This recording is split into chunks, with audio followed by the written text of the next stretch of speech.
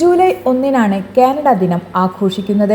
1867 3 പ്രദേശങ്ങളെ കാനഡ എന്ന ഒറ്റ രാഷ്ട്രമാക്കി മാറ്റിയ ഭരണഘടനാ നിയമത്തിന്റെ വാർഷികത്തെയാണ് ഈ ദിവസം അനുസ്മരിക്കുന്നത്.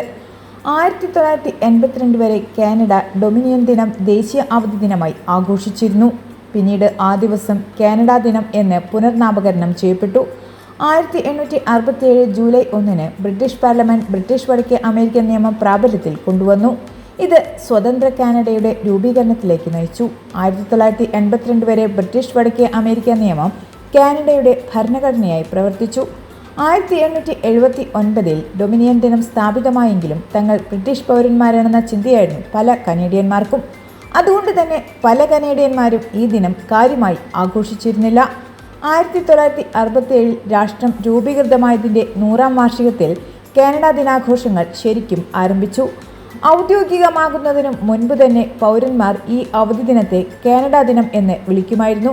ഒടുവിൽ 1982 ഡൊമിനിയൻ എന്ന പേര് മാറി അത് കാനഡയുടെ സ്വന്തം ദിനമായി മാറി.